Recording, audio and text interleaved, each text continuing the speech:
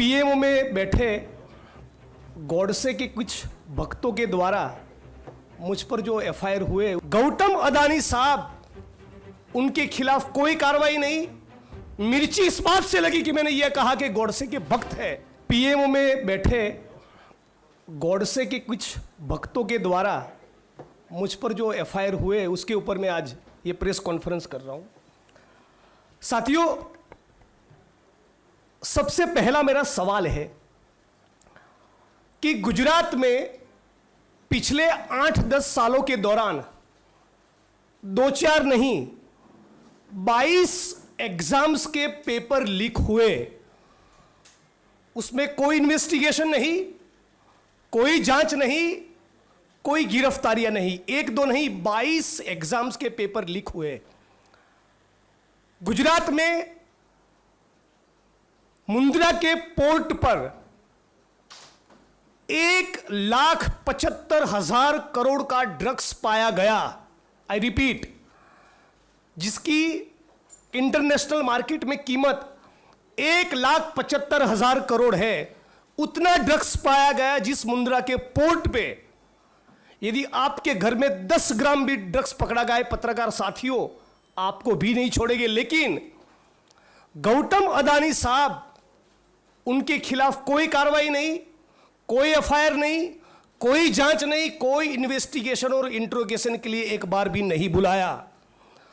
गुजरात भाजपा की एक दलित समाज की महिला कार्यकर्ता ने भाजपा के सिटिंग मंत्री के खिलाफ बलात्कार करने का, लगातार बलात्कार करने का इल्जाम लगाया।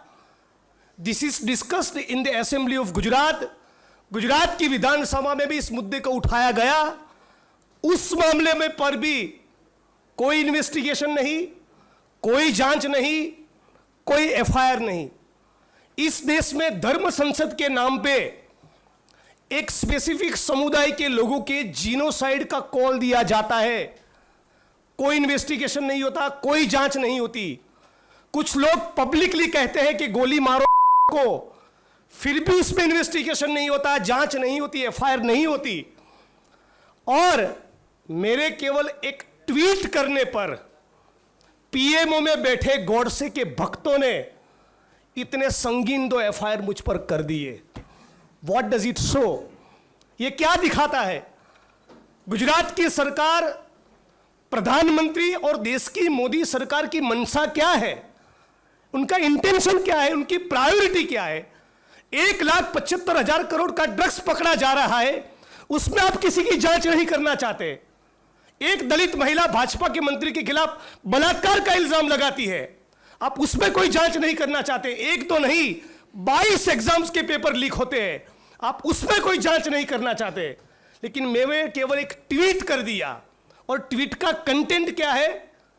मैंने केवल यही कहा कि गुजरात के हिम्मतनगर, खंभात और वेरावल, इन 3 जगह पर जहां पर कम्युनल टेंशन हुआ है, कम्युनल क्लैशेस हुए हैं, तो चूंकि जब प्रधानमंत्री गुजरात से है और वो गुजरात के दौरे पर है, गुजरात आने वाले हैं, तो मैं उनको विनती करता हूं कि महात्मा का मंदिर बनाने वाले प्रधानमंत्री मोदी साहब, इस कम्युनल इश्यूज को देखते हुए आप जब गुजरात आ रहे हैं तो प्लीज शांति और अमन बनाए रखने का अपील करें।